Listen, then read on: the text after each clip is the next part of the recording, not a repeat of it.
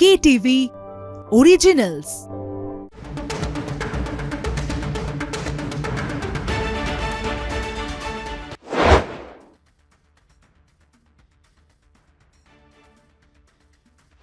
শুরু করছি আজকের স্টেডিয়াম বুলেটিন। ভাষ্যতে রয়েছে আপনাদের সঙ্গে। Stadium bulletin co presented by Jack olive oil. আমার সঙ্গে রয়েছেন কলকাতা টিভির assistant sports editor Joyjyoti Ghosh. Joyjyoti, স্বাগত আজকের আলোচনায়। গতকালের ম্যাচের পর ভারত দক্ষিণ আফ্রিকা প্রথম ওয়ানডে ম্যাচ রাঁচিতে, সেই ম্যাচের পর বোধহয় এই কথাটা গতকালও বলেছিলাম, আজও এটা বলেই শুরু করছি যে এই রোকো জুটি অর্থাৎ রোহিত শর্মা এবং বিরাট কোহলির ভারতীয় ক্রিকেটে কতটা অবদান এবং তাদের মতন অভিজ্ঞ ব্যাটারদের যে কতটা প্রয়োজন সেটা বোধহয় গতকালের ম্যাচের পর আরও একবার বোঝা যাচ্ছে। এবং এই মুহূর্তে দাঁড়িয়ে ভারতীয় শিবিরে কি আবহাওয়া তা তো জানবই, কারণ গতকালের ম্যাচের পর সেলিব্রেশন চলেছে, সেখানে টিম ইন্ডিয়ার কে কে ছিলেন সেই বিষয়গুলো জানাবো আপনাদের, এবং আপনাদের আরও একটা বিষয় জানাবো। এবং দ্বিতীয় ম্যাচ যেটা রয়েছে, সেই দ্বিতীয় ম্যাচ বা তৃতীয় ম্যাচ গতকালই যেমনটা বলছিলাম যে সেখানে কিন্তু একটা বৈঠক হওয়ার কথা রয়েছে। সেই বৈঠকে 2027 রোকো জুটি খেলবে কিনা সেই বিষয়টাও বোধহয় সিদ্ধান্ত নেবে বোর্ড। আমি জয়জ্যোতি শুরুতেই তোমার কাছে আসবো। গতকালের ম্যাচে তো রোহিত শর্মা আর বিরাট কোহলিকে নিয়ে আমরা অনেক কথা বলেছি। গতকাল রাঁচির স্টেডিয়ামে তারা যে তাদের মতোই রয়েছেন, সেই আগের ফর্মেই যে তারা রয়েছেন, সেই চিরচেনা ফর্মেই যেই রোকো জুটি রয়েছেন, সেইটা বোধহয় বুঝিয়ে দিয়েছেন এবং কোচকেও বোধহয় বুঝিয়ে দিয়েছেন। আমি বলবো যে আজকে এই মুহূর্তে দাঁড়িয়ে টিম ইন্ডিয়ার আবহাওয়াটা কিরকম এবং কালকের সেলিব্রেশন নিয়েও বা কি খবর রয়েছে? দেখো, কালকে এরকম একটা জয়, আসলে কি বলতো, যখন দুটো টেস্ট ম্যাচ পরপর হেরে যায় কোনো দল এবং ভারতের মতো এত স্ট্রং টিম যখন হেরে যায়, তখন একটা গুমোট আবহাওয়া থাকে, সেটা কিন্তু ভেঙে গিয়েছে এখন। এখন অনেকটাই মুক্ত বাতাস ভারতীয় ড্রেসিং রুমে। সৌজন্যে অবশ্যই বিরাট কোহলি এবং একই সঙ্গে রোহিত শর্মা। আর তারপর গতকাল ম্যাচের পর সেলিব্রেশন, খুব লাইট সেলিব্রেশন যেটা বলে, টিম হোটেলে কেক কাটিং সেরিমনি হয়েছে, KL রাহুল কেক কেটেছেন। তবে বিরাট কোহলি যেন একটা জোনে রয়েছেন এবং এতটাই তিনি ইনভলভ রয়েছেন নিজের খেলায় যে ওই কেক কাটিং সেরিমনিতে কিন্তু তিনি পার্টিসিপেট করেননি। বাকিদের উৎসাহ দিয়েছেন যে আপনারা ক্যারি অন করুন, তবে তিনি লিফটের দিকে এগিয়ে গিয়েছেন। এটা কিছুটা ইঙ্গিতবহ, অনেকে অনেক রকমভাবে ইন্টারপ্রেট করছেন। তবে আমার যেটা মনে হয় যে বিরাট কোহলি নিজস্ব জোনে রয়েছেন এবং এরকম একটা ইনিংস খেলার পর, ভারতের জয়ের পর নিজেকে একটু রেস্ট দিতে চাইছেন এবং সেই জন্য কেক কাটিং সেরিমনিতে তিনি অ্যাক্টিভলি কিন্তু পার্টিসিপেট করেননি। তবে অন্যান্য দিক থেকে বলতে গেলে ভারতের এই মুহূর্তে যেটা বলছিলাম যে দুটো দিক একদম পরিষ্কার মনে হচ্ছিল, রোহিত এবং বিরাট কোহলির একটা এবং গৌতম গম্ভীরের টিম ইন্ডিয়ার আরেকটা। কালকে যদি তুমি প্রেস কনফারেন্স দেখো তাহলে আরও সেটা কিন্তু পরিষ্কার হবে। এবং কালকের প্রেস কনফারেন্সে শীতাংশু কোটাক কি বলেছেন সেই বিষয়ে আমি একটু পরে বলছি। তবে এটা পরিষ্কার যে একটা যে কোল্ড ওয়ার চলছিল গম্ভীর ভার্সেস রোকো, এবার কিন্তু সেই প্রথম ওয়ানডে ম্যাচের পর সেটাই কিন্তু 1-0 শুধু ভারত এগিয়ে নয়, রোকো জুটি এগিয়ে, গম্ভীর 1-0 পিছিয়ে।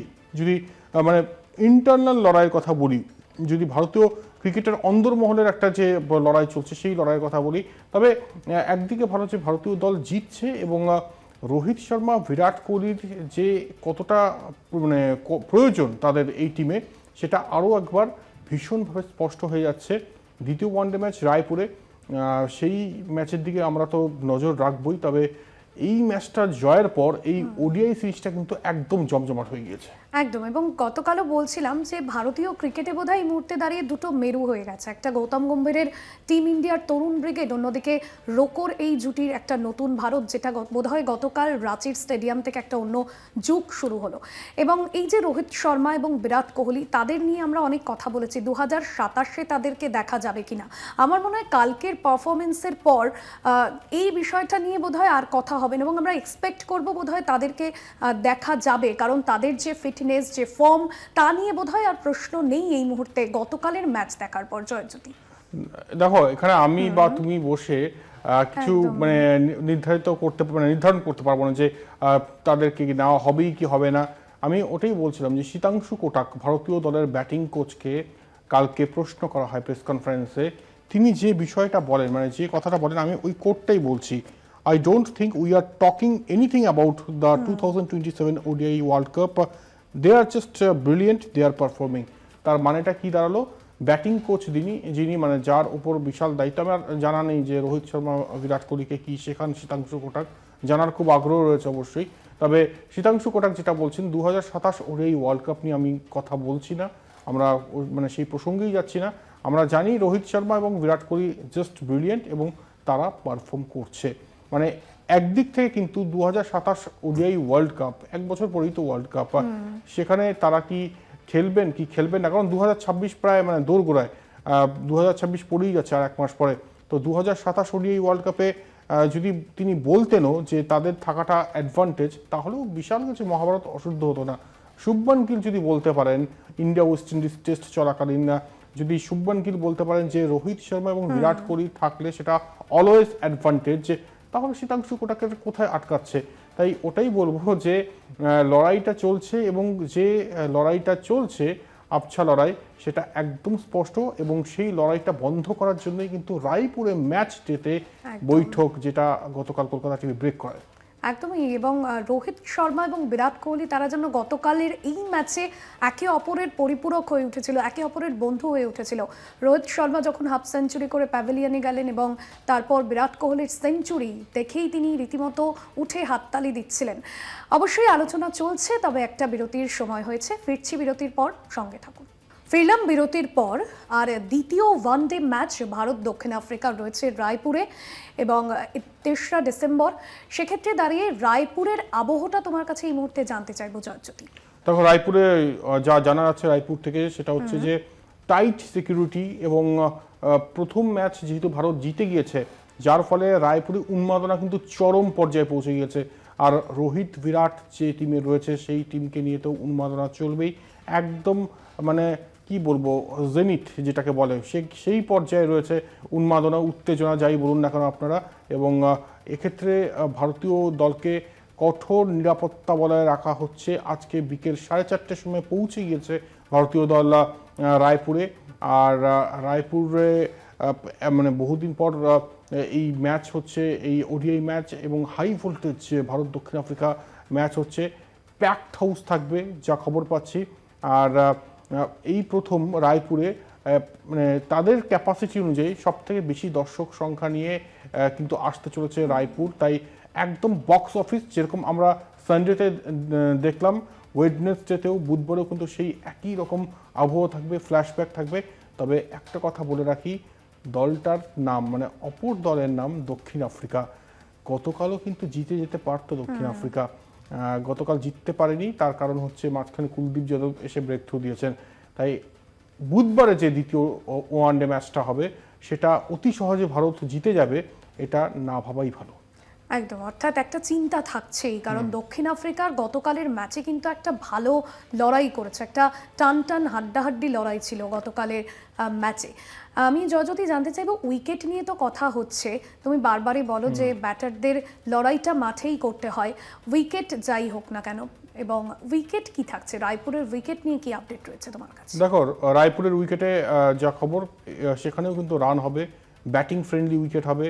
সেখানেও তুমি যদি দেখো, বিরাট কোহলি 6 মারছেন ব্যাকওয়ার্ড পয়েন্টের উপর দিয়ে, অবাক হওয়ার কিছু থাকবে না, কারণ উইকেট ব্যাটিং ফ্রেন্ডলি, একই সঙ্গে বাউন্স থাকবে, ইভেন বাউন্স থাকবে।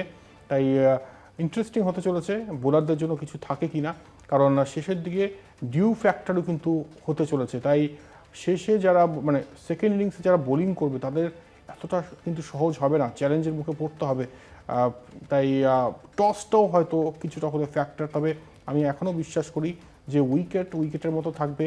আদার যেসব বিষয়গুলো রয়েছে, যেগুলো কন্ট্রোলের বাইরে, সেটা নিয়ে চিন্তা না করে যেগুলো কন্ট্রোলে, সেগুলো চিন্তা করা উচিত। এবং যেভাবে ভারতীয় দল খেলছে, একজোট হয়ে খেলুক। এবং এই রায়পুরে, যেটা আমি গতকালও বলছিলাম, যে ম্যাচ ডেতে বৈঠক রয়েছে, যেখানে বিসিসিআই সচিব, যিনি বিসিসিআইয়ের এই মুহূর্তে সর্বময় কর্তা এবং তার অঙ্গুলি হেলনেই সব চলে, দেবজিৎ সাইকিয়া তিনি থাকছেন, প্রবতেজ সিং ভাটিয়া তিনি থাকছেন জয়েন্ট সেক্রেটারি, একই সঙ্গে কোচ গৌতম গম্ভীর আর চিফ সিলেক্টর অজিত আগারকার তারা থাকছেন এবং পরিষ্কার যেটা সূত্র মারফত খবর তাদেরকে জানিয়ে দেওয়া হবে যে রোহিত বিরাটকে সঙ্গে নিয়ে চলো এবং তোমাদের মধ্যে এই যে ডিস্টেন্স এটাকে মিটিয়ে ফেলো।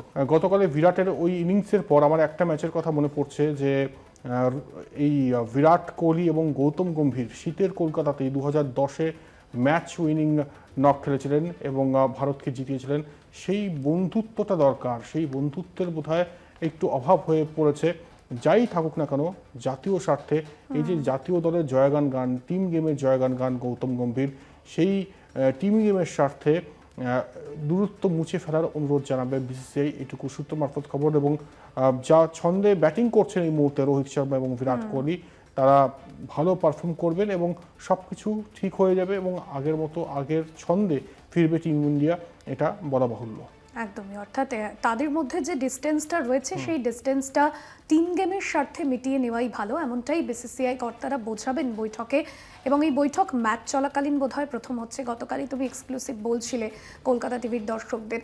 এবং বলে রাখা ভালো যে এই মুহূর্তে দাঁড়িয়ে টিম ইন্ডিয়াও কিন্তু একটা মোটিভেটেড জায়গায় রয়েছে, কারণ ড্রেসিং রুমে এই দুই অভিজ্ঞ ব্যাটার রয়েছেন, এই দুই অভিজ্ঞ ক্রিকেটার রয়েছেন।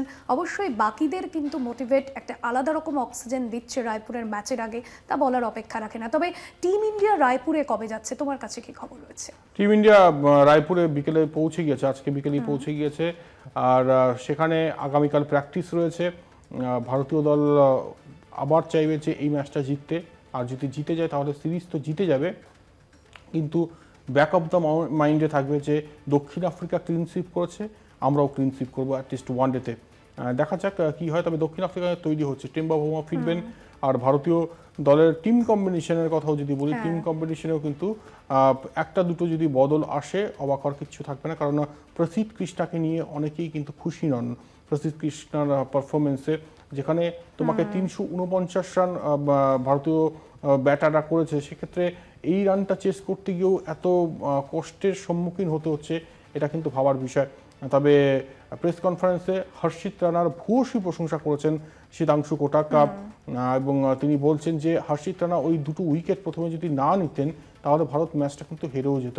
শীতাংশু কোটাক যেমন বলেছেন, আমিও গতকাল বলেছি, কুলদীপ যাদব যদি মার্কো জনসনকে আউট না করতেন এবং তারপরে ব্রিসিকে আউট না করতেন সেই ওভারে, তাহলে ভারত কিন্তু ম্যাচটা হেরে যেত। একদমই, এবং মার্কো জনসনের মতন একজনকে আউট করা অবশ্যই বোধহয় প্রশংসনীয়। এবং শীতাংশু কোটাক তিনিও গতকাল প্রশংসায় ভরেছেন হর্ষিত রানাকে। অবশ্যই কেএল রাহুল তিনিও বলছেন যে আগামীতে তার থেকে আরও কিছু এক্সপেক্ট করতে চাইছেন। অস্ট্রেলিয়াতেও তিনি খুব ভালো বোলিং করেছেন।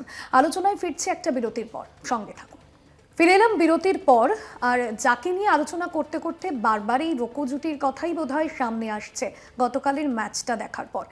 রোহিত শর্মা আর বিরাট কোহলি। আমার জয়জ্যোতির কাছে প্রশ্ন যে বিরাট কোহলি তিনি গতকালের ম্যাচে যে সেঞ্চুরি খেলেছেন এবং তিনি বেশ কিছু রেকর্ড গড়েছেন তার কেরিয়ারের, ওডিআই কেরিয়ারের 51তম শতরান তিনি করেছেন। আমার মনে হয় এই মুহূর্তে তার মাইন্ডে কি চলছে, তার চিন্তাধারায় কি চলছে, তার সতীর্থরাই বা কি বলছে গতকাল এই পারফরমেন্সের পর? দেখো, বিরাট কোহলি মানে বিরাট কোহলি, তিনি একটা কথাই বলেন যে ওই বিশাল যে প্রিপারেশন নিতে হবে ম্যাচের আগে, তিনি এই ভাবধারায় কিন্তু বিশ্বাসী নন। তিনি তার মতো করে প্র্যাকটিস করেন, তার মতো করে অনুশীলন করেন। এবং একটা কথা ভারী চমৎকার বললেন কালকে ম্যাচের পর, যে সচেতনতা আর নিজেকে সচেতন থাকতে হবে কোন পরিস্থিতিতে কীভাবে ব্যাটিং করা উচিত সেই সম্পর্কে এটার কথা বলছেন বিরাট কোহলি। এবং একই সঙ্গে আরও একটা বিষয় তিনি বলছেন যে তিনি এখনও প্রতিদিন ভাবেন কীভাবে আরও উন্নতি করা যায়। মানে বিরাট কোহলি, যিনি এই বিরাট রেকর্ডের অংশীদার বলবো না, মানে বিরাট রেকর্ডের অধিকারী বলবো রাদার, তিনিও চিন্তা করছেন প্রতিদিন কি করে আরও উন্নতি করা যায়। আমার ওই ইসের কথা মনে পড়ছে যে সচিনের দাদা লাস্ট টেস্ট খেলার সময় বলছিলেন যে যদি এই শটটা এইভাবে খেলতো, মানে সচিন তার শেষ ইনিংস খেলছেন, গৌতম ভট্টাচার্য থাকতে আরও বেটার বলতেন এটা। তো যাই হোক, মানে সর্বোচ্চ পর্যায়ে পৌঁছে গিয়েও তারা ভাবেন যে আরও কীভাবে বেটার করা যায়। যিনি 83টি শতরান করে ফেলেছেন, যিনি ওয়ান ফরম্যাটের সর্বোচ্চ শতরানের অধিকারী, তিনি ভাবছেন যে আরও কীভাবে উন্নতি করা যায়, আরও কীভাবে বেটার করা যায়। এটাই কিন্তু শিক্ষা। যারা দেখছেন যেসব ক্ষুদে ক্রিকেটাররা তাদের কাছে এটাই শিক্ষা। শুধু ক্রিকেটার হতে হবে এমন নয়, যে কোনো প্রফেশনে আপনি থাকতে পারেন না, যা খুশি আপনি করতে পারেন, তবে এই শিক্ষাটা আপনাকে কিন্তু অনেক কিছু শিখিয়ে দেবে যে আপনি হয়তো আপনার প্রফেশনের সর্বোচ্চ পর্যায়ে পৌঁছে গিয়েছেন, কিন্তু তারপরেও আপনাকে ভাবতে হবে যে এর থেকে আরও বেটার কী করে করতে পারি আমি, এবং আরও ভালো পারফরমেন্স কীভাবে দিতে পারি। তো এই বিরাট শিক্ষাটা কিন্তু ব্যাট হাতে দিয়ে গিয়েছেন কোহলি। একদম, এবং তুমি যেমনটা বললে যে বিরাট কোহলি বোধহয় আরও ইন্সপিরেশন দিচ্ছেন অনেককে, এবং যারা শুধুমাত্র ক্রিকেটার নয় অনেককেই ইন্সপিরেশন দিচ্ছেন, এবং তরুণ ক্রিকেটারদের বোধহয় আরও উৎসাহ দেবে গতকাল বিরাট কোহলির এই ইনিংসটা দেখার পর। চ্যাম্পিয়নরা যে আরও একবার ফিরে আসে এভাবেই, সেটাই বোধহয় বিরাট কোহলি তিনি গতকাল রাঁচির JSCA স্টেডিয়ামে আরও একবার প্রমাণ করে দিলেন। আমি শুভমান গিলের কথা বলি। অধিনায়ক তিনি ঘাড়ের ব্যথা নিয়ে আমরা দেখেছিলাম ইডেনের দ্বিতীয় টেস্টে, ইডেনের প্রথম টেস্টে তিনি ঘাড়ে ব্যথা পেয়েছিলেন এবং দ্বিতীয় টেস্ট তিনি খেলতে পারেননি, এবং তাকে ইতিমধ্যেই বেঙ্গালুরুতে রিহ্যাবে পাঠানো হবে। কি আপডেট রয়েছে তার শারীরিক অবস্থা নিয়ে? দেখো, শুভমান গিল সেন্টার অফ এক্সেলেন্সে পৌঁছে যাচ্ছেন খুব দ্রুত, এবং যা খবর তিনি কিন্তু T20 সিরিজ খেলছেন না। মানে আগামী যে ভারত দক্ষিণ আফ্রিকা T20 সিরিজ রয়েছে তিনি সম্ভবত খেলছেন না, কারণ সেন্টার অফ এক্সেলেন্সে পৌঁছানোর কিছুদিন পর এই সপ্তাহের শেষের দিকে তিনি ব্যাটিং করবেন। বোর্ড, BCCI কোনো রকম তাড়াহুড়োর মধ্যে নেই। সব কিছু ঠিকঠাক থাকলে ভারত নিউজিল্যান্ড সিরিজে তিনি কামব্যাক করতে চলেছেন। তাই শুভমান গিল এখন এই মুহূর্তে যথেষ্ট রকমভাবে রিকভারি পর্যায়ে রয়েছেন, তবে এখনই ম্যাচ খেলবেন, মানে ম্যাচ ফিটনেস রয়েছে, এটা না বলাই ভালো। আরেকটা কথা বলে রাখি বিরাটের প্রসঙ্গে, বিরাট কোহলি প্রসঙ্গ বারবার আসছে। কুলদীপ যাদব একটা কমেন্ট করেছেন না গতকাল ম্যাচের পর, সেটা হচ্ছে যে আমার দেখে এরকম মনে হচ্ছে বিরাট কোহলিকে যে 8-9 বছর আমি মানে পেছনে ফিরে গিয়েছি, যেভাবে বিরাট কোহলি খেলতেন 2016, 17, 18, 19-এ, সেই রকম যেন ব্যাটিং করলেন আজ। একদমই 2016 থেকে 19-এর, গতকালও বলছিলাম যে তার যে ODI কেরিয়ারের সেই পারফরমেন্সগুলো বোধহয় কালকে এই আগের পরিচিত ভিনটেজ বিরাটকে একেবারে রাঁচি স্টেডিয়ামে দেখা গেল। শুভমান গিলকে নিয়েও তুমি যেমনটা বললে যে BCCI কিন্তু 100% ফিটনেস চাইছেন, এই মুহূর্তে তাড়াহুড়োর কিছু নেই, তিনি ব্যাক করুন, 100% ফিটনেস নিয়ে ব্যাক করুন, তবে এই মুহূর্তে তিনি ধীরে ধীরে রিকভারি করছেন। জয়জ্যোতি, একেবারে শেষের দিকে, তবে স্পেশাল কি থাকছে আজকের দিনের জন্য? দেখো, দিশডে দ্যাট ইয়ারে আজকে একজনের জন্মদিন, মোহাম্মদ কাইফ, অনেক যুদ্ধের নায়ক, 2002 ন্যাটওয়েস ট্রফি, তার ইনিংসটা এখনো জলজল করছে। তাকে অনেক শুভেচ্ছা স্টেডিয়াম বুলেটিনের তরফ থেকে, এবং একই সঙ্গে অর্জুনা রানাতুঙ্গা, শ্রীলঙ্কার বিশ্বকাপ জয়ী ক্যাপ্টেন। রানাতুঙ্গা না থাকলে হয়তো মুথাইয়া মুরলীধরনও থাকতেন না, এবং ওই 96-এর গদ্দাফি রাতও আসতো না শ্রীলঙ্কান ক্রিকেটে সেই ক্রাইসিস মুমেন্টে। তাই অর্জুনা রানাতুঙ্গা শ্রীলঙ্কার বেস্ট ক্যাপ্টেন যদি বলি তাহলে অত্যুক্তি হবে না, তারও আজ জন্মদিন, তাকেও অনেক শুভেচ্ছা। একদমই, এবং গতকাল এই ম্যাচের পর মোহাম্মদ কায়েফ তিনিও বলেছেন যে এই রোকো জুটির জন্যই কিন্তু ভারত এই মুহূর্তে চালকের আসনে, এবং তাদের জন্যই কিন্তু এই ম্যাচটা জিতলো দক্ষিণ আফ্রিকার বিরুদ্ধে ভারত। জয়জ্যোতি, এখানেই শেষ করতে হচ্ছে আজকের স্টেডিয়াম বুলেটিনের সময় একেবারেই শেষ। অনেক ধন্যবাদ জানাবো তোমাকে। আগামী ম্যাচ রয়েছে ODI রায়পুরে, ভারত দক্ষিণ আফ্রিকা। অবশ্যই আমরা এক্সপেক্ট করব এই রোকো জুটির থেকে আরও একটা দুর্দান্ত ইনিংস উঠে আসুক, এবং ভারতীয় তরুণ ব্যাটার যারা রয়েছে তারাও কিন্তু শিখুক, কারণ এখনো পর্যন্ত যে স্কোরবোর্ড, গতকালও আমরা দেখেছি স্কোরবোর্ড কিন্তু তারা ছাপ ফেলতে পারছেন না সেভাবে। আর আজকের স্টেডিয়াম বুলেটিন এখানেই শেষ করছি। অন্যান্য আরও খবরের জন্য দেখতে থাকুন কলকাতা টিভি, রাত দিন 7 দিন।